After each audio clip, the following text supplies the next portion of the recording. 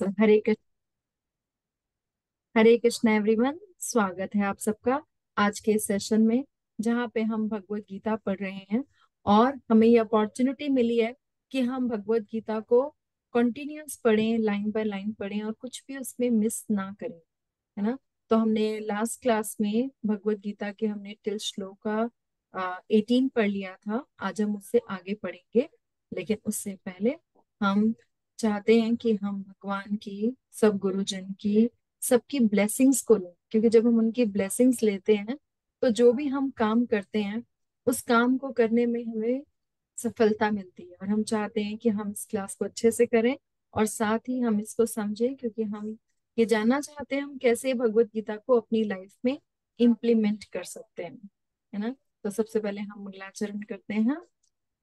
ओम अज्ञानतिमिरान्धस्य ज्ञानाञ्जनशलाकया चक्षुरुन्मीलितं येन तस्मै श्रीगुरुवे नमः।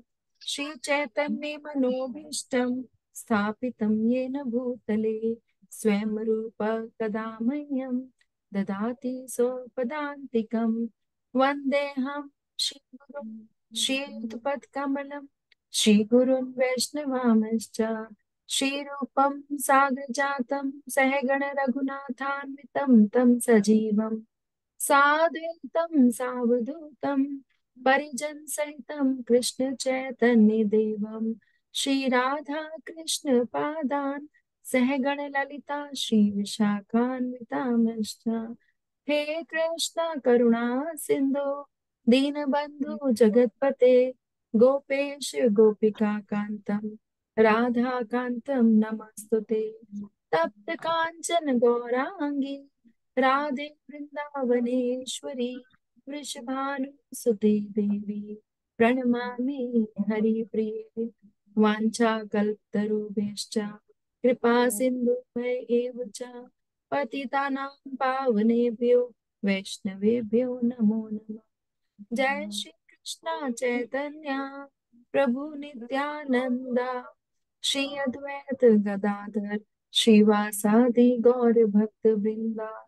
हरे कृष्ण कृष्ण कृष्ण हरे हरे, हरे राम राम राम हरे हरे। स्वागत है आप सबका। और अब हम स्टार्ट करते हैं सेशन को, और जिसमें हमें I share the screen with you. Just one second. Yes, so we did all these shlokas. We will go to shloka number 19. तो ये भगवत गीता है, भगवान का गीत है, जिसे भगवान ने अपने श्रीमुख से गाया है। और हम भी इसको धीरे धीरे पढ़ेंगे और धीरे धीरे गाएंगे, तो भगवान की जो ब्लेसिंग्स है वो हमें मिलेंगी और हम उनके साथ, उनके ही बताए गए रास्ते पे चलेंगे और इसको अपनी लाइफ में इम्प्लीमेंट करेंगे। सा घोषो धातराष्ट्राणाम् हृदयानि व्यादरत नभश्च पृथ्वीं चैव तुमुलोभयननु नादायन। आप में से कोई पढ़ना चाहेगा इसे? प्लीज अनम्यूट करिए और श्लोक को पढ़िए। हरे yes ma'am. Krishna. Yes ma'am. सघोषोद्धृतराष्ट्राणां हृदयानि व्यदार्यत नभश्च पृथिवीं चैव तुमुलो अभ्यनुनादयन्। यस, इसका मीनिंग भी पढ़ दीजिए माता जी। हाँ जी। प्रभुपाद जी की जय। प्रभुपाद जी के अनुसार इन विभिन्न शंखों की ध्वनि कोलाहलपूर्ण बन गई, जो आकाश तथा पृथ्वी को शब्दायमान करती हुई धृतराष्ट्र के पुत्रों के हृदय को विदीर्ण करने लगी।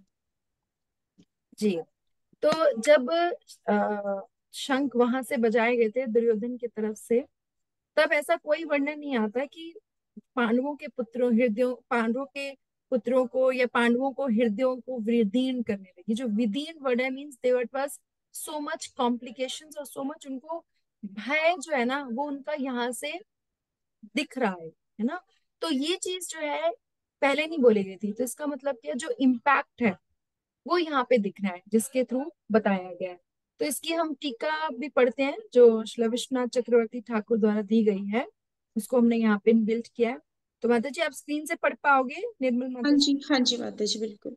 जी प्लीज पढ़िए। पांडवों के द्वारा किया गया शंखनाद धृतराष्ट्र के सभी अनुयायियों को हृदय विदारक प्रतीत हुआ, अर्थात पीड़ाजनक लगा, जिसमें भीष्म भी सम्मिलित थे। तुमुलों का अर्थ है अति तीव्र और अभयनुनादयन का अर्थ है कि शब्द की प्रतिध्वनि से संपूर्ण आकाश और धरती पूरित हो गए। Yes, the way the sounds came, उस साउंड को शो करने के लिए, उसका इम्पैक्ट शो करने के लिए ये वर्ड्स जो हैं वो दिए गए। जी आगे पढ़िए। धृतराष्ट्र के अनुयायियों के शंखनाद से पांडवों के हृदय में कोई भी शोभ जनित नहीं हुआ, क्योंकि इस विषय में कुछ नहीं कहा गया है। परपट शिला प्रभुपाद की जय, पढ़िए। जब भीष्म तथा दुर्योधन के पक्ष के अन्य वीरों ने अपने अपने शंख बजाए, तो पांडवों के हृदय विदीर्ण नहीं हुए। ऐसी घटनाओं का वर्णन नहीं मिलता, किंतु इस विशिष्ट श्लोक में कहा गया है कि पांडव पक्ष में शंखनाद से धृतराष्ट्र के पुत्रों के हृदय में हृदय विदीर्ण हो गए। इसका कारण स्वयं पांडव और भगवान कृष्ण में उनका विश्वास है। परमेश्वर की शरण ग्रहण करने वालों को किसी प्रकार का भय नहीं रह जाता, चाहे वह कितनी ही विपत्ति में क्यों ना हो। हरे कृष्णा। भगवान का जो विश्वास है वो पांडवों के साथ था, क्योंकि भगवान को अभय चरणार्विन कहते हैं ना। और हम जो शिला प्रभुपाद है उनका नाम भी है अभय चरणार्विन। जैसे शिला प्रभुपाद जब यूएस गए 70 years ऑफ एज में, तो उस एज में कोई भी जब उनके शिष्यगण इस एज के आगे, तो कई बार आचार्यगण बोलते हैं कि इस एज में आकर के आप कोई भी अपने कंफर्ट जोन से बाहर नहीं जाना चाहता है। लेकिन प्रभुपाद वृंदावन छोड़ के यूएस गए, है ना, क्योंकि उनको भगवान पे अटूट विश्वास था कि भगवान जो है वो उनके साथ है ना। जैसे हमने लास्ट टाइम भी डिस्कस किया था कि जो पांडवों की सेना है वो सिर्फ 7 अक्षौणी है, और जो कौरव है उनकी सेना जो है वो 11 अक्षौणी है। तो सेना भी उनके पास ज्यादा है, लेकिन फिर भी उनके हृदय विदीर्ण होने हैं। लेकिन पांडवों को कोई इम्पैक्ट नहीं आता। इसलिए जब तक हम भगवान की शेल्टर में रहते हैं और भगवान पे विश्वास करके रहते हैं, जो ट्रस्ट है ना, इसलिए हम कहते हैं हमको अपनी लाइफ में हमेशा ट्रस्ट रखना चाहिए भगवान पे। कि जब तक हमारे पास वो ट्रस्ट रहेगा ना, हम सेव्ड रहेंगे और हम फियरलेस जो है ना वो होके चलेंगे। तो इस चीज को जो है हमें हमेशा ध्यान में रखना है। ठीक है, तो और आगे बढ़ते हैं, नेक्स्ट श्लोक पढ़ते हैं। अथव्यवस्थान् दृष्ट्वा धार्तराष्ट्रानपि ध्वजा प्रवृते शस्त्र संपाते धनुरुद्मे पांडवा ऋषिकेशं तदा वाक्यम इदम महीपते। आपको मेरी वॉइस सुनने में कोई प्रॉब्लम तो नहीं हो रही है? पीछे से कोई एक्स्ट्रा नहीं साउंड माता आ रही जी, है क्या? नहीं नहीं, क्लियर है माता जी अभी। ठीक है, चलिए। कोई और पढ़ना चाहेगा? श्याम प्रिय माता जी पढ़िए ये वाला श्लोक। हाँ जी माता जी, हरे कृष्णा। हरे कृष्णा जी। अथ ये श्लोक पढ़िए। व्यवस्था दृष्टा धार्तराष्ट्रन् कपिध्वजा प्रवर्ते शात संपाते धनुर्धाम्य पांडवा ऋषिकेशं तदा वाक्यम धीमाह महीपते। अथ यस, इसका पश्चात मीनिंग भी पढ़िए। शब्दार्थ पढ़ूं माता जी? शब्दार्थ हाँ हाँ, पढ़ूं या पढ़िए वॉइस पढ़िए। पढ़ूं? अथ मैंने पहले तत्पश्चात। शब्दार्थ। हाँ जी। अथ मैंने तत्पश्चात व्यवस्थान में स्थित दृष्टा मैंने देखकर धातराष्ट्रन धृतराष्ट्र के पुत्रों को कपिध्वजा जिसकी पताका पर हनुमान अंकित है परविते कटिबद्ध शस्त्र संपाते बाण चलाने के लिए धनु मैंने धनुष उद्यम मैंने ग्रहण करके या उठाकर पांडवा मैंने पांडुपुत्र अर्जुन ने ऋषिकेशम भगवान कृष्ण से तदा उस समय वाक्यम वचन इदम ये अह कहे महीपते हे राजा। उस समय हनुमान से अंकित ध्वजा लगे रथ पर आसीन पांडुपुत्र अर्जुन अपना धनुष उठाकर तीर चलाने के लिए उदित हुआ। हे राजन, धृतराष्ट्र के पुत्रों को व्यू में खड़ा देखकर अर्जुन ने श्री कृष्ण से ये वचन कहे। तात्पर्य, युद्ध प्रारंभ होने ही वाला हाँ था। एक मिनट, माता जी एक मिनट रुकिए। हरे कृष्णा। अब हम थोड़ी इसकी टीका पढ़ेंगे, है ना। जी। तो धृतराष्ट्र टीका है, आप की स्क्रीन पे पढ़ अनुयायियों पाओगे? हम्म। के, हाँ जी माते, साफ है। धृतराष्ट्र के अनुयायियों के भय को वर्णित करने के बाद पांडवों के उत्साह को 1.5 श्लोकों में इंकित किया जा रहा है। अर्जुन ने भीष्म और अन्य योद्धाओं को युद्ध की इच्छा से खड़े देखा, जो शत्रु के शंखनाद के द्वारा अत्यंत अपने उत्साह भंग का विरोध करने का प्रयास कर रहे थे। अर्जुन के पास, माती ऊपर करिए, अर्जुन के हाँ पास, जी, हाँ जी। हाँ जी, ठीक है माते, अर्जुन के पास हनुमान जी के चिन्ह से अंकित ध्वजा थी। यह इंगित करता है कि अर्जुन के ऊपर हनुमान जी का विशेष अनुग्रह था, जो एक महान योद्धा थे और जिन्होंने भगवान श्री राम के लिए पहले बड़े बड़े कार्य किए थे। इसलिए अर्जुन भय की गंध से भी शून्य थे। एक बार जब अर्जुन 1 मिनट रामेश्वर माता को, जी, 1 मिनट रुकिए। तो यहाँ पे दो स्टोरीज हैं। एक स्टोरी तो हमने लास्ट टाइम डिस्कस करी थी कि किस तरीके से जो भीम है वो हनुमान जी से मिले और उन्होंने प्रॉमिस किया कि मैं जो है आपके गदा पे, सॉरी, मैं जो आपकी ध्वजा पे जो है मैं रहूंगा, जब हनुमान जी को और भीम की भेंट हुई। एक स्टोरी और है जहाँ पे अर्जुन भी मिले हैं हनुमान जी से, है ना, और फिर वहां पे भी प्रॉमिस हुआ, उन्होंने बोला है कैसे। तो वो स्टोरी जो है वो यहाँ पे लिखी जा रही है। यस माता जी, अब पढ़िए।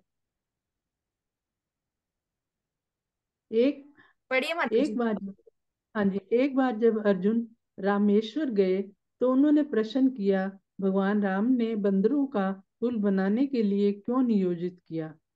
वह तो बाणों का उपयोग कर सकते थे। एक छोटे से बंदर ने कहा कि वह पुल अत्यंत कमजोर रहता है और टूट जाता है। जब अर्जुन ने यह कहा कि वह बाणों का ऐसा पुल बना सकते हैं जिससे कोई भी बंदर ना तोड़ सके, तो वह बंदर ने उनको चुनौती दी। यदि अर्जुन हाँ, उस, तो 1 मिनट माता जी, 1 मिनट, जस्ट 1 सेकेंड। ये क्या हो रहा है यहाँ पे? दो डिवोटीज हैं, ठीक है। Arjun is also a devotee and Hanuman ji is also devotee and they are debating about one seva. सेवा क्या है? पुल बनाना। तो वो बोल रहे हैं कि आपने इस तरीके से पुल क्यों बनाया, मतलब बाणों से क्यों बनाया? वैसे भी तो पुल बनाया जा सकता था, मतलब बंदरों के द्वारा पुल क्यों बनवाया गया, बाणों से क्यों नहीं बनाया? तो अब दोनों डिवोटीज जो है वो आपस में डिबेट कर रहे हैं and then let's see what happens. हम्म।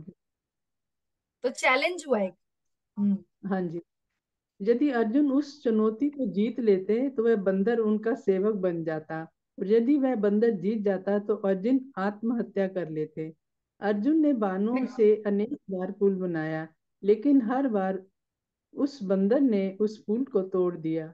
जब अर्जुन ने आत्महत्या का निर्णय कर लिया तो एक ब्राह्मण बालक वहां प्रस्तुत हुआ और कहा कि किसी भी प्रतियोगिता में एक मध्यस्थ होना चाहिए। इसलिए एक फिर से मिनट रुकिए रुकिए रुकिए माता जी। यस। तो अभी क्या हुआ? ये बंदर कौन है? हनुमान हनुमान जी। यस।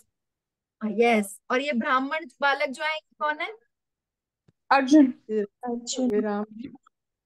ब्राह्मण बालक जो है वो लिखे ना, वहां एक ब्राह्मण बालक प्रस्तुत हुआ। ये ब्राह्मण बालक कौन है? उन्होंने आके कहा कि ऐसे थोड़े से आप कंपटीशन कर रहे हो, एक रेफरी भी तो होना चाहिए ना। राम जी होंगे मतलब। वो हनुमान जी ही आए होंगे। यस, ये भगवान जी आए हैं, ठीक है। अब भगवान जी कैसे, किसको क्या दिखते हैं और क्या करते हैं वो देखो। पहले जब अर्जुन ने बहुत बार बाणों से बनाया पुल, तो वो टूट गया, बंदर ने तोड़ दिया उसको, ठीक है। लेकिन उन्होंने कहा नहीं, ऐसे नहीं होगा, एक कंपटीशन हो रहा है तो एक रेफरी भी होना चाहिए। तो वो ही केम एज ए रेफरी, कि उन्होंने ये बताने के लिए कि तुम कुछ नहीं कर रहे हो। उसके बाद क्या होता है? वो तोड़ ही नहीं पाते हैं। अदरवाइज हम्म, कंपटीशन वाज कि अगर जो पुल है वो टूट जा रहा है, अगर नहीं टूटेगा और अर्जुन विन होगा तो जो बंदर है वो उसका सेवक बन जाएगा। लेकिन अगर टूट गया तो अर्जुन को आत्महत्या करनी पड़ेगी। तो लगता है ना कि बड़ी अनफेयर सी वो है कि वो तो सिर्फ हम्म, सेवक बन रहा है और वो आत्महत्या, क्योंकि अर्जुन के लिए किसी का सेवक बनना इट्स इक्विवेलेंट टू हम्म, उसकी आत्महत्या, है ना। तो इसीलिए उसने कहा कि अरे, और एक उसका कॉन्फिडेंस लेवल भी है कि ये कुछ भी नहीं है मेरे लिए, दैट टाइप ऑफ, है ना। तो फिर भगवान यहाँ पे आते हैं और फिर एक बार फिर से कंपटीशन होता है। यस, इसलिए फिर से एक बार यहाँ से पढ़िए माता जी। इसलिए फिर से चुनौती प्रस्तुत की गई, और इस बार वह बंदर पुल को तोड़ नहीं सका। उसने अपने रूप को बहुत विशाल किया। फिर वह पुल को नहीं तोड़ नहीं सका। उस बंदर ने यह अनुभूति की कि वह ब्राह्मण उसके स्वामी है, और उसने उन्हें संबोधित किया, हे राम, कह कर कह करा कहकर। कहकर अर्जुन ने उन्हें कृष्ण के रूप में पहचाना।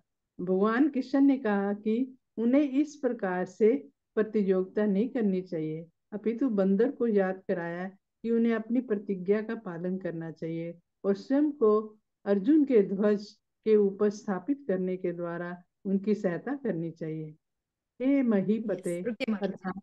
एक मिनट रुकिए रुकिए। हाँ जी। तो इस तरीके से भगवान ने बोला कि दो डिवोटीज को कभी compete नहीं करना चाहिए, और क्योंकि भगवान चाहते थे कि हनुमान जी साथ में रहे, तो लास्ट जो हुआ उसमें उन्होंने, क्योंकि हनुमान जी को भी गर्व ना हो जाए, है ना, भगवान सब भक्तों का ध्यान में रखते हैं, तो इसीलिए उन्होंने उसको लास्ट में तुड़वा के ये बोला कि अब देखो टूट गया पुल, अब हनुमान जी को बोला कि अब तुमको सेवा करनी है, तो तुमको सेवा करनी है, और तो तुमको वहां पे आना है। और जब वो ध्वजा पे आ गए, तो वहां जाके उन्होंने क्या किया, हनुमान जी जो है वो उनकी ध्वजा पे थे, है ना, तो वहां क्या करते थे वो, बताओ क्या करते होंगे वहां बैठ के। कौन, हनुमान जी? वहां बैठ, हाँ, वो उनकी रक्षा करते थे, उनके क्या तो जो। करते थे, और मैंने लास्ट का तो बताया था,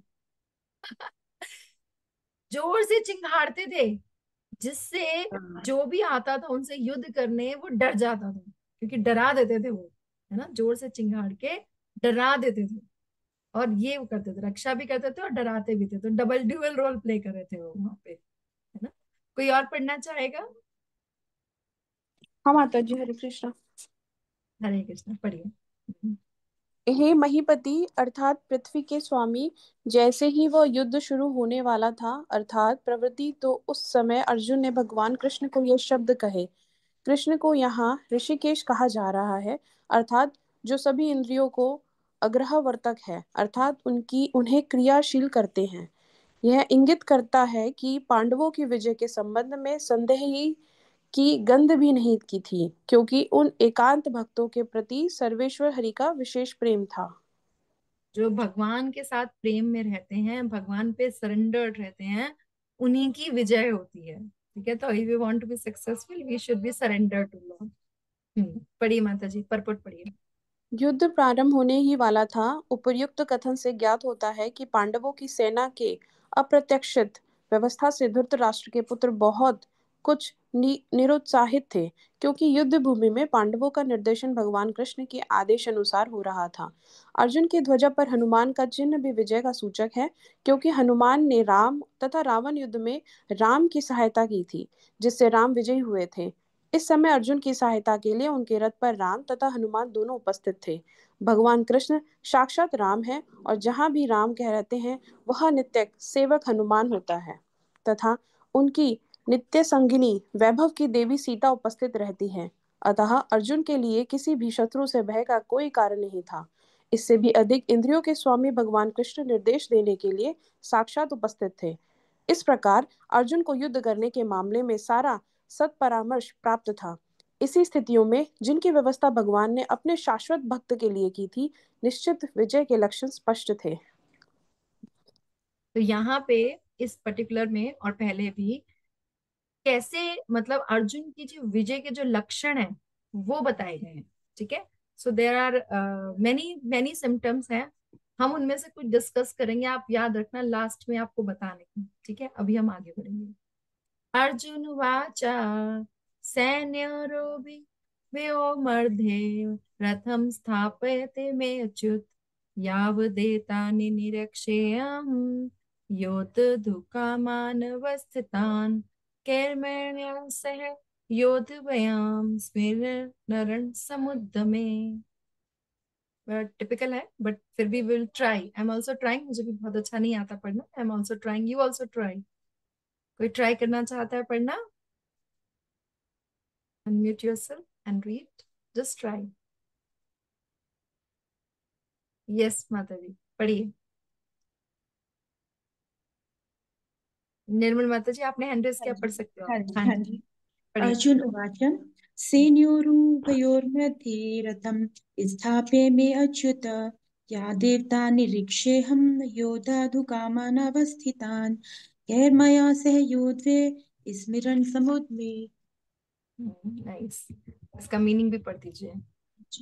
अर्जुन ने कहा, हे अच्युत, कृपा करके मेरा रथ दोनों सेनाओं के बीच में ले चले, जिससे मैं यह युद्ध की अभिलाषा रखने वालों को और शस्त्रों की इस महान परीक्षा में जिनसे मुझे संघर्ष करना है उन्हें देख सकूं। तो भगवान यहाँ पे ना, भगवान का बहुत प्रेम प्रकट होता है। भगवान भक्त के लिए सारथी भी बन गए हैं, है ना। और सारथी बन के ऐसा नहीं कि बस बन गए हैं, what ever orders he is taking orders, and Krishna enjoys taking orders from his devotees. जैसे इसका एग्जाम्पल देते हैं आचार्यगढ़, कि जैसे एक छोटा बच्चा होता है, वो अपने पापा या दादा के ऊपर पैर रख के भी चढ़ता है, तो उनको एक इंजॉयमेंट मिलता है, उनको अच्छा लगता है। तो ऐसे ही भगवान के हम सब बच्चे हैं, तो हमें ऑर्डर भी दे रहे हैं अर्जुन, तो भी उनका उनका जो प्रेम है वो प्रकट हो रहा है कि वो उसको मान रहे हैं, है ना। कोई और पढ़ना चाहता है हिंदी में तो आप अनम्यूट कर सकते हो। If anybody wants to read, please you can raise hand and you can unmute yourself.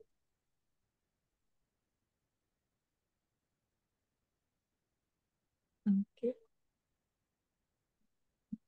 Shyam Priya माता जी आप ही पढ़ दो फिर। यद्यपि श्री कृष्ण साक्षात श्री एक भगवान है। माता जी, टीका टीका टीका पढ़नी बहुत जरूरी है, क्योंकि उससे हमारी एक्सप्लेनेशन में। हाँ जी। हरि।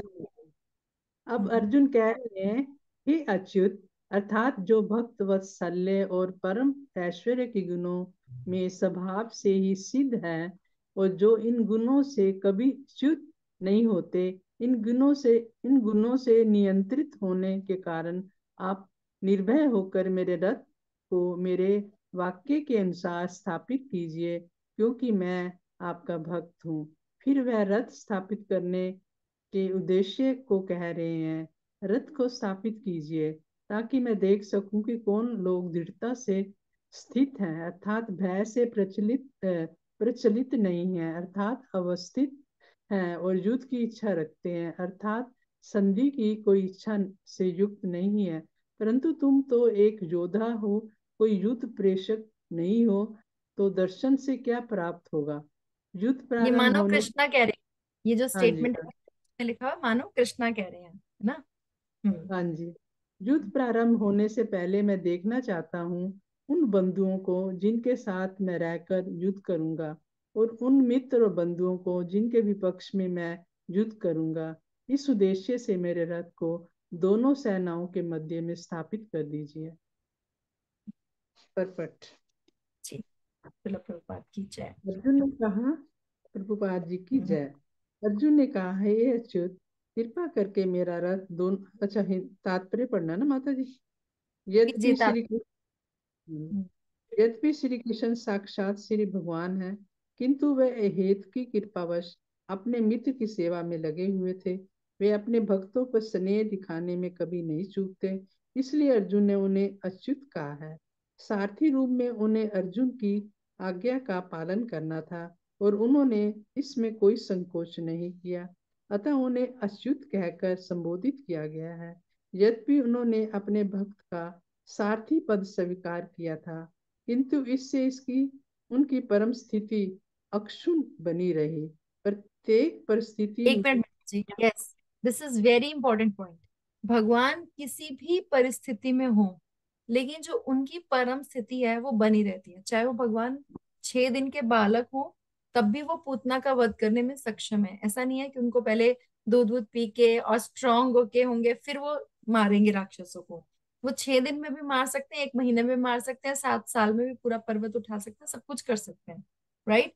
तो भगवान की जो स्थिति है, भगवान की जो स्थिति है वो हमेशा सेम रहती है, हमेशा वो सुप्रीम रहती है।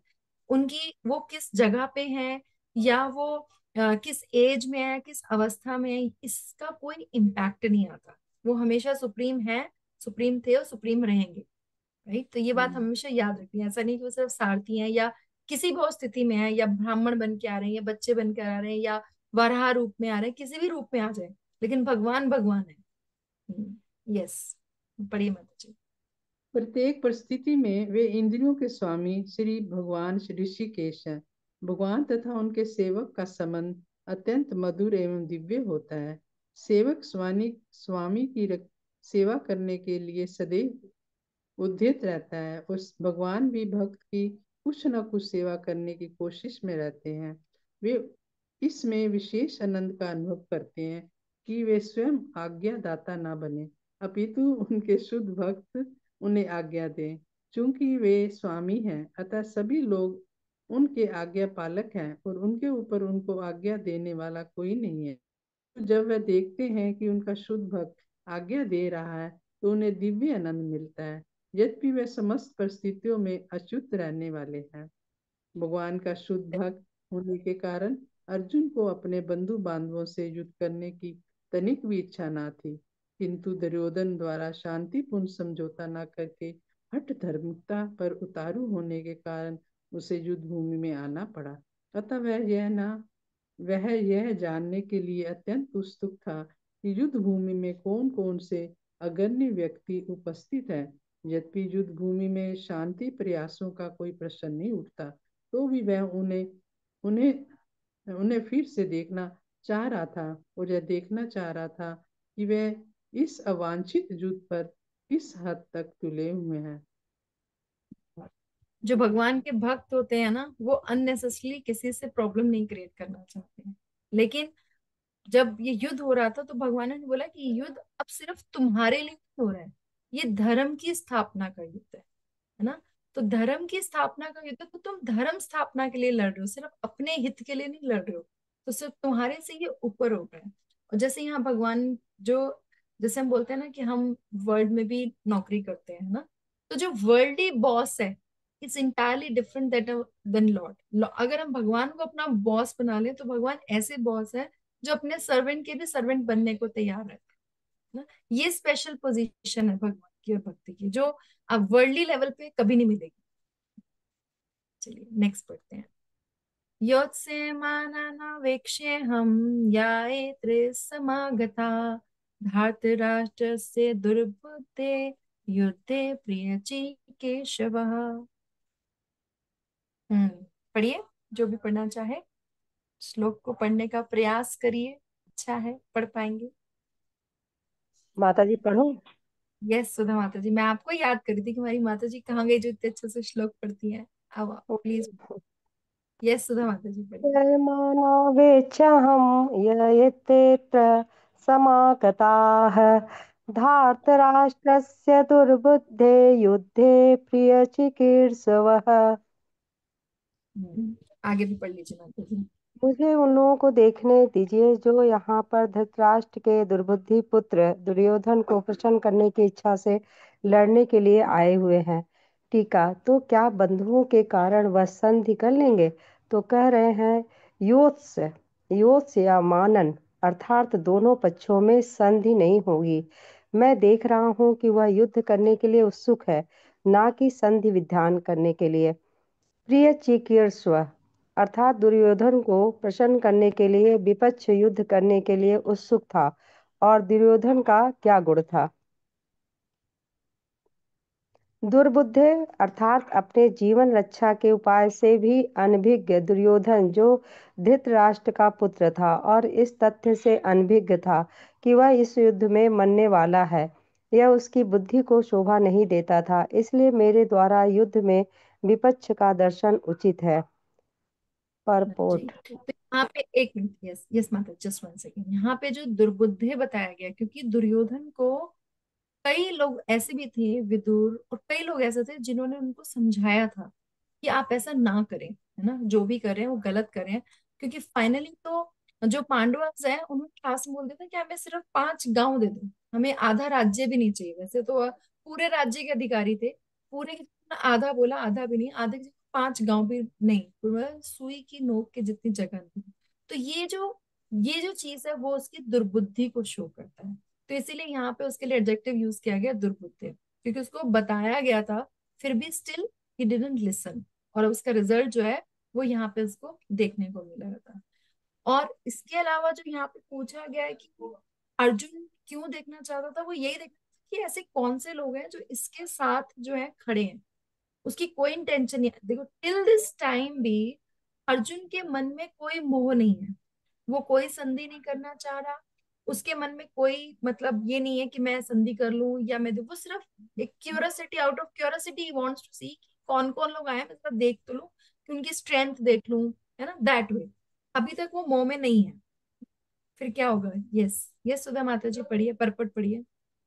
यह सर्वविदित था कि दुर्योधन अपने पिता धृतराष्ट्र की सांठगांठ से पापपूर्ण योजनाएं बनाकर पांडवों के राज्य को हड़पना चाहता था। अतः जिन समस्त लोगों ने दुर्योधन का पक्ष ग्रहण किया था वो उसी के समान धर्मा रहे होंगे। अर्जुन युद्ध प्रारंभ होने के पूर्व यह तो जान ही लेना चाहता था कि कौन कौन से लोग आए हुए हैं, किंतु उनके समक्ष समझौता का प्रस्ताव रखने की उसकी कोई योजना नहीं थी। यह भी तथ्य था कि वह उनकी शक्ति का, जिसका उसे सामना करना था, अनुमान लगाने की दृष्टि से उन्हें देखना चाह रहा था। यद्यपि उसे अपनी विजय का विश्वास था, क्योंकि कृष्ण उसकी बगल में विराजमान थे। Yes, that's the most important part, because Krishna उसके साथ थे तो he was full confidence, he was fighting with full confidence. लेकिन he just wanted to see, because भगवान भी कहते हैं ना, हमें पूरा अंदाजा तो होना ही चाहिए ना कि हम क्या करने वाले हैं, हमारा कहाँ तक स्ट्रेंथ है। तो उस स्ट्रेंथ को उस और सामने शत्रु की क्या स्ट्रेंथ है, तो ये वो देखना चाहता था, इसीलिए सिर्फ उसने बोला। क्योंकि जब स्टार्ट हुआ था तो सबसे पहले जब धृतराष्ट्र ने फर्स्ट श्लोका बोला था तो यही बोला था कि धर्म क्षेत्र कुरुक्षेत्र, कि मतलब उन, क्योंकि धृतराष्ट्र को ये हमने पढ़ा था कि फर्स्ट में कि ये भय था कि कहीं ऐसा ना हो कि वो इस कुरुक्षेत्र की प्लेस का इम्पैक्ट आने से वो युद्ध में कोई संधि हो जाए या युद्ध ना हो, because Dhritarashtra only didn't want his sons to win, he wants Pandavas to die, है ना, क्योंकि उसको था पांडवों का सर्वनाश हो जाए, वो ये इंटेंशंस थी। वो सिर्फ मीट, सिर्फ रिजोल्वेशन के उससे आइडिया से नहीं लड़ रहा था, है ना, नहीं उनको मोटिवेट कर, क्योंकि अदरवाइज जितनी भी जितनी भी चीजें दुर्योधन ने करी हैं उन सबका आइडिया धृतराष्ट्र को था, है ना, ऐसा नहीं था कि उसको नहीं पता था, बट स्टिल ही अलाउड।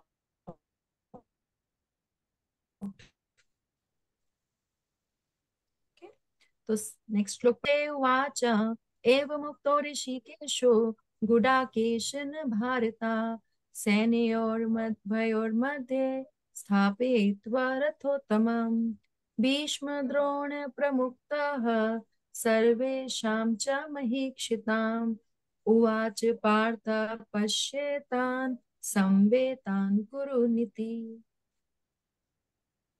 पढ़िए माता जी, पढ़ना चाहेगा कोई? हाँ, पढ़ रहे हैं। संजय उवाच एवमुक्तो ऋषिकेशो गुडाकेशेन भारत सेनयोरुभयो मध्ये स्थापयित्वा रथोत्तमम् भीष्मद्रोणप्रमुखतः सर्वेषा च महीक्षिताम् उवाच पार्थ पश्येतान् समवेता कुरुनीति समवेतांत कुरुनीति। हाँ जी पढ़िए। संजय ने कहा, हे भरतवंशी, अर्जुन द्वारा इस प्रकार संबोधित किए जाने पर भगवान कृष्ण ने दोनों दलों के बीच में उस उत्तम रथ को लाकर खड़ा कर दिया। भीष्म, द्रोण तथा विश्व भर के अन्य समस्त राजाओं के सामने भगवान ने कहा कि हे पार्थ, यहाँ पर एकत्र सारे कुरुओं को देखो। देखो अभी तक जो है वो अर्जुन मुंह में नहीं आया था। तो फर्स्ट चैप्टर में भी भगवान बोले हैं, ये जो स्टेटमेंट है ना, हे पार्थ यहाँ पर एकत्र सारे कुरुओं को देखो, द वे कृष्णा सेड ना, देखो, तो कृष्णा वो दिखा रहे हैं जो वो चाहते हैं। अर्जुन को एक माध्यम बना रहे हैं कि वो किस तरीके से हमारे को सब संदेश भगवत गीता का दे सकें, है ना। तो ये देखो से ही उन्होंने अपनी माया जो है ना स्टार्ट कर दिया। यस, तो टीका पढ़ते हैं। यस माता जी प्रिया। अब संजय यह वर्णन करते हुए कि फिर क्या हुआ, बोल बोल रहे हैं। गुड़ा का अर्थात निद्रा का ईश्वर अर्जुन ने अपने सखा भगवान श्री कृष्ण के गुण और लावण्य की स्मृति के अभिनिवेश से निद्रा को जीत लिया था। अपने परम भक्त अर्जुन के द्वारा प्रवर्तित होकर ऋषिकेश, जो उनकी चित्त वृत्ति से अभिज्ञ थे, उन भगवान ने अग्नि के द्वारा प्रदत्त सर्वोत्तम रथ को दोनों सेनाओं के मध्य में स्थापित किया, जिसे द्रोण, भीष्म और अन्य राजाओं के मध्य अर्जुन सन्मुख हो सके। तो यहाँ पे जो बताया गया है, एक तो गुड़ाकेश बोला गया है ना, तो गुड़ाका बोलते हैं, जो नींद निद्रा का ईश्वर है। अब ये निद्रा का ईश्वर, ये मतलब नहीं कि अर्जुन सोते ही नहीं थे, है ना। अर्जुन सोते थे, लेकिन वो सोते हुए भी भगवान का ध्यान करते। तो एक बार दुर्योधन ने पूछा विदुर से कि ऐसा क्या है कि अर्जुन को भगवान इतना पसंद कर, मतलब कृष्णा इतना वो करते हैं, हमें नहीं करते हैं। तो उन्होंने कहा चलो चलते हैं देखते हैं। तो है कि अर्जुन सो रहे हैं, लेकिन उनके रोम रोम में से भगवान की आवाज आ रही है, भगवान के नाम की आवाज आ रही है, वो भगवान का नाम ले रहे हैं। तो क्योंकि अर्जुन ने अपने सखा भगवान श्री कृष्ण के गुण और लावण्य, लावण्य कहते हैं कि रूप सौंदर्य, ठीक है, तो उसकी स्मृति से, हम बोलते हैं ना भगवान का श्रवणम कीर्तनम स्मरण, है ना, तो भगवान का वो स्मरण करते रहते थे हमेशा। जब तक वो भगवान, मतलब हमेशा उनको वो खाते पीते सोते भगवान के साथ रहते थे, भगवान के ध्यान में रहते थे। तो उससे उन्होंने निद्रा को जीत लिया। और अपने परम भक्त अर्जुन के द्वारा परिवर्तित हो, ऋषिकेश का मतलब क्या है कि जो सब इंद्रियों के स्वामी है ना, भगवान जो है वो सबकी इंद्रियों को कंट्रोल करते हैं, और इंद्रियों का राजा जो बोला जाता है वो मन को बोला जाता है। तो भगवान जो है, अर्जुन के मन में क्या चल रहा है और क्या उसके मन में चल रहा है प्रेजेंट में, क्या होने वाला है, भगवान को तो सब कुछ पता है, हमें नहीं पता सब कुछ, लेकिन भगवान को सब पता है। तो भगवान जानते हैं कि क्या होने वाला है, अर्जुन क्या बोलने वाला है नेक्स्ट। तो उन भगवान ने अग्नि के द्वारा प्रदत्त, ये हमने पिछली से पिछली क्लास में एक स्टोरी डिस्कस करी थी, खांडव प्रस्थ की, है ना, कि खांडव प्रस्थ, खांडव वन जो था उसको जलाने में अग्नि की, जब उन्होंने अग्निदेव की सहायता करी और सारा बाणों से कवर कर दिया, क्योंकि जैसे ही वो जलाते थे उस वन को, तो इंद्र जो है वो बारिश कर देता था, तो वो जला नहीं पा रहे थे। उनको अपनी वापस अपनी स्ट्रेंथ पाने के लिए अग्निदेव को उस खांडव वन को जलाना जरूरी था। तो वो जला नहीं पा रहे थे, तो अर्जुन ने सारा ऊपर बाणों से एक छत सी बना दी, और फिर वो जला पाए, Agnidev got his powers back, है ना, ये हमने खांडव वन की कथा में पढ़ा था। तो उसके रिजल्ट में उन्होंने ये रथ दिया था। तो ये रथ बहुत उत्तम था, क्योंकि स्वयं अग्निदेव ने उनको दिया था, और इस पे हनुमान जी विराजमान थे, भगवान विराजमान थे, है ना। तो यहाँ पे उन्होंने बोला कि इस रथ को जाके उन्होंने वहां पे बीच में स्टैंड कर दिया, और फिर क्या बोले, गोल्डन स्टेटमेंट, जिससे कि एक जरा मोह उन्होंने उनके बीच में डाला, है ना। तो कोई और पढ़ना चाहेगा जिसने अभी तक ना पढ़ा और जिसकी पढ़ने की इच्छा हो? निशा, निशा आप पढ़ोगे, निधि बाबा माता जी? हरे कृष्णा। निशा आप पढ़ोगे? मैं हाँ हाँ, मैं हाँ, पढ़ रही हूँ। हे ओके। पार्थ, यहाँ से ना। यस। हे पार्थ, यहाँ एकत्रित गुरुओं को देखो। पार्थ और पार्थ और ऋषिकेश शब्द अर्थात जो अर्जुन के मन को जानते हैं, उनसे यह ध्वनित होता है कि क्योंकि आप मेरे पिता की बहन के पुत्र हैं, तो निश्चित रूप से मैं आपके रथ में आपके साथ रहूंगा, परंतु अभी तुरंत आप अपने युद्ध की इच्छा को त्याग देंगे, क्योंकि ऋषिकेश के रूप में मैं सब जानता हूँ, इसलिए यह भी जानता हूँ। तो फिर शत्रु सेना का निरीक्षण करने का क्या लाभ है, यह उपहास के में कहते हैं। Purport just one 24। सेकेंड। तो ऋषिकेश के रूप में भगवान सब जानते हैं कि अभी तो तुम युद्ध छोड़ने ही वाले हो, तो फिर क्यों वो सब निरीक्षण कर रहे हो? तो भगवान ऐसे मजाक कर रहे हो उसके साथ। यस, बढ़िया। हाँ, इस श्लोक में अर्जुन को गुडाकेश कहा गया है। गुडाकेश का अर्थ है निंद और जो निंद को जीत लेता है वह गुडाकेश होता है। निंद का अर्थ अज्ञान भी है, अतः अर्जुन ने कृष्ण की मित्रता के कारण निंद और अज्ञान दोनों पर विजय प्राप्त की थी। कृष्ण के भक्त के रूप में वह कृष्ण को क्षण भर भी नहीं भूल पाया, क्योंकि भक्त का स्वभाव ही ऐसा होता है। यहाँ तक कि चलते अथवा सोते हुए भी कृष्ण के नाम, रूप, गुण, लीला के चिंतन से भक्त कभी मुक्त नहीं रह सकता। अतः कृष्ण का भक्त उनका निरंतर चिंतन करते हुए निंद तथा अज्ञान दोनों को जीत सकता है। इसी को कृष्ण भावनामृत या समाधि कहते हैं। प्रत्येक जीव के इंद्रियां तथा मन के निर्देशक अर्थात ऋषिकेश के रूप में कृष्ण अर्जुन के मंतव्य को समझ गए कि वह क्यों सेनाओं के मध्य में रथ को खड़ा करवाना चाहता है। अतः उन्होंने वैसे ही किया, और फिर वे इस प्रकार बोले। पर्पट 25। समस्त जीवों के परमात्मा स्वरूप भगवान कृष्ण यह जानते थे कि अर्जुन के मन में क्या बीत रहा है। इस प्रसंग में ऋषि के शब्द प्रयोग सूचित करता है कि वे सब कुछ जानते थे। इसी प्रकार पार्थ शब्द अर्थात पृथा का या कुंती की पुत्र अर्जुन के लिए प्रयुक्त होने का कारण महत्वपूर्ण है। मित्र के रूप में वे अर्जुन को बता देना चाहते थे कि चूंकि अर्जुन उनके पिता वसुदेव की बहन पृथा का पुत्र था, इसलिए उन्होंने अर्जुन का सारथी बनना स्वीकार किया। किंतु जब उन्होंने अर्जुन से कुरुओं को देखो कहा तो इससे उनका क्या अभिप्राय था? क्या अर्जुन वहीं पर रुक कर युद्ध करना नहीं चाहता था? कृष्ण को अपनी बुआ पृथा के पुत्र के कभी भी ऐसा नहीं था। इस प्रकार से कृष्ण ने अपने मित्र की मन स्थिति की पूर्व सूचना परिहासवश दी है। ओह।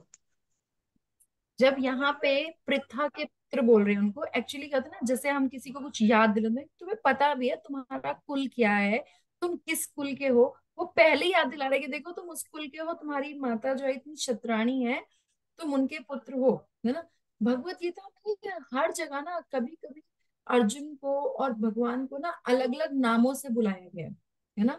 तो एक हम जब स्टडी करते हैं भक्ति शास्त्री, तो हम ये भी रिकॉर्ड करते हैं कि कहाँ किस नाम से बुलाया गया, और वो ऐसे ही नहीं बुला गया, उसका उसका पर्पस है वहां पे। जैसे गुड़ाकेश कहा गया, तो निद्रा और अज्ञान दोनों, क्योंकि निद्रा इज ऑल्सो इग्नोरेंस, है ना, कि हम इग्नोरेंस में रहते हैं जब हम नींद में होते हैं। तो गुड़ाकेश को वहां पे ये कहा कि अर्जुन ने निद्रा को जीता है, और इसका मतलब से अज्ञान को भी जीता है, क्योंकि वो भगवान की रियल पोजीशन को जानता था, है ना, और वो आगे जानेगा भी सही। और यहाँ पे उन्हें पृथा के पुत्र कहा गया, तो उनको उनकी माता के बारे में, उनकी माता कितनी शौर्य, मतलब कितना ज्यादा उनका ग्लोरिफिकेशन है, उसको याद दिलाने के लिए कहा है कि आप ऐसा कुछ नहीं करना, है ना, आप पृथा के पुत्र हो, इसलिए डोंट डू। मतलब वो पहले से ही, क्योंकि वो जानते हैं भगवान की अब क्या होने वाला है नेक्स्ट, तो पहले से ही बोल रहे हैं इसलिए। चलिए हम नेक्स्ट श्लोक पढ़ते हैं।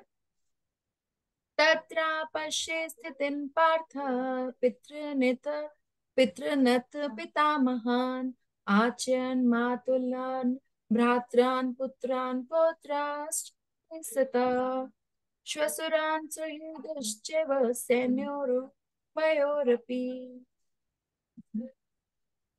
पढ़िए, कौन पढ़ना चाहेगा? Anybody wants to try? Nirmal Mata ji, आप पढ़ोगे?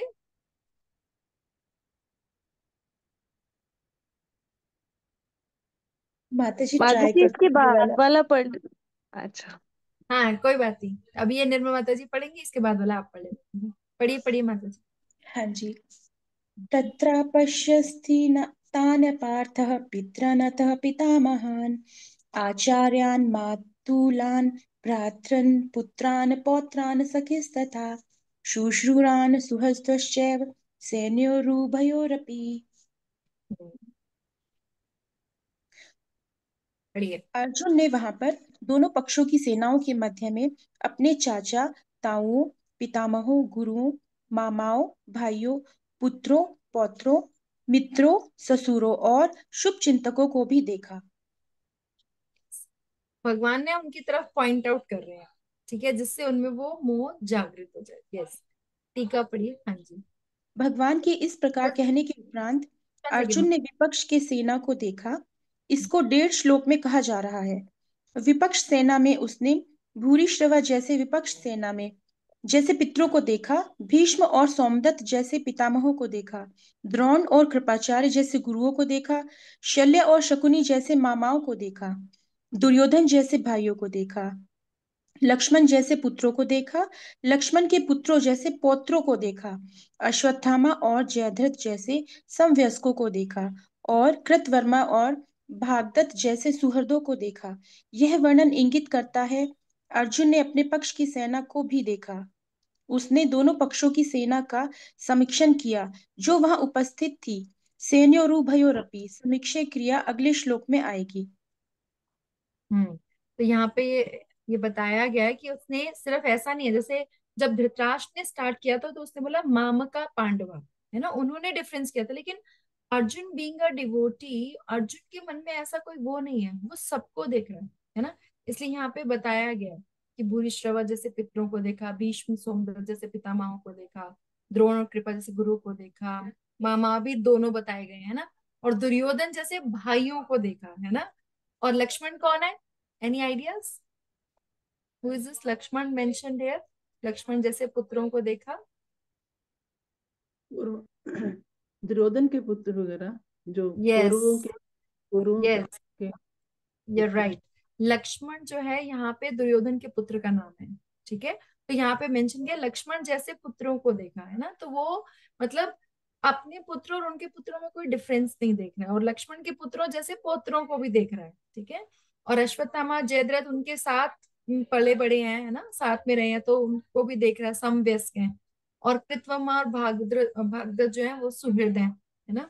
तो यहाँ पे जो है भगवान, मतलब यहाँ पे जो जिस तरीके से दिखाया जा रहा है वो उनकी मनोस्थिति को बता रहा है कि वो कोई डिफरेंशिएशन नहीं कर रहे हैं, वो सबको सेम मान के चल रहे हैं। कि वो ये देख के हैरान है कि लोग कैसे इतना युद्ध करने के लिए एकदम उतारू हो रखे हैं ना। चलिए आगे पढ़िए माता जी। अर्जुन निधि। युद्ध भूमि में अपने सभी संबंधियों को देख सका। वह अपने पिता के समकालीन भूरिश्रवा जैसे व्यक्तियों, भीष्म तथा सोमदत्त जैसे पितामहों, द्रोणाचार्य तथा कृपाचार्य जैसे गुरुओं, शल्य तथा शकुनी जैसे मामाओं, दुर्योधन जैसे भाइयों, लक्ष्मण जैसे पुत्रों, अश्वत्थामा जैसे मित्रों एवं कृतवर्मा जैसे शुभ शुभ चिंतकों को देख सका। वह उन सेनाओं को भी देख सका जिनमें उससे अनेक मित्र थे उसके अनेक मित्र थे। आज ना हम अभी एक चीज को डिस्कस करते हैं पहले, और वो आपका, चलो हम उसको आपको होमवर्क देते हैं। उससे पहले मैं आपको एक चीज बताना चाहती हूँ। तो आपका जो होमवर्क है, that is what you have to note it down. जो हमने डिस्कस किया था कि नेक्स्ट क्लास में मैं स्टार्ट करूंगी तो पूछूंगी कि ऐसे कौन कौन से लक्षण थे जिससे ये क्लियर था कि अर्जुन की विजय होने वाली है। तो अर्जुन की विजय के जो सूचक हैं, है ना, वो आपको बताने हैं मुझे। यस निर्बल माता जी। हरे कृष्णा। माता जी, एक तो उस दिन मोक्षदा एकादशी का दिन था जो बहुत शुभ दिन था, जो सूचित करता था कि पांडवों की विजय होगी। हम्म। नंबर सेकंड, जो रथ था जिस पर अर्जुन और कृष्ण बैठे थे वो अग्निदेव द्वारा अर्जुन को दिया गया था। नंबर थ्री, हम्म। जो रथ के ऊपर ध्वजा लगी थी उसमें हनुमान जी का चिन्ह अंकित था, जो सूचित करता है कि जहाँ हनुमान जी रहते हैं वह राम जी रहते हैं। राम जी कृष्ण जी का रूप है, और जहाँ राम जी रहते हैं वहाँ सीता माता मतलब लक्ष्मी माता रहती है, जो ऐश्वर्य का, जो जीत का प्रतीक था एक तरह से। और नेक्स्ट, उनके साथ स्वयं भगवान थे जो लक्ष्मीपति हैं, तो उनकी विजय निश्चित थी माता जी। हम्म। गुड। और कुछ? माता जी, जब भी शंखनाद की ध्वनि होती थी तो जो दुर्योधन पक्ष होते थे वो वैसे विदीर्ण हो जाते, तो वो भी एक सूचक था कि उन्हें ऑलरेडी पता था कि वो जीतेंगे, वो हारेंगे। और बार बार दुर्योधन का धृतराष्ट्र को या उसको बताना कि देखो मेरी सेना में ऐसे ही लोग हैं, मेरी सेना में ऐसे हैं जो कभी हारे नहीं है, तो वो भी एक सूचक था, क्योंकि वो डर रहा था अंदर ही अंदर और अपने आप को सिर्फ सांत्वना दे रहा था कि मैं जीत सकता हूँ, मैं जीत सकता हूँ। यस, बिल्कुल। ये आपने बहुत अच्छा बताया, और भी आप इन श्लोकों को पढ़िएगा और इसमें कुछ भी डिस्कशन होगा तो हम इसको करेंगे ना। तो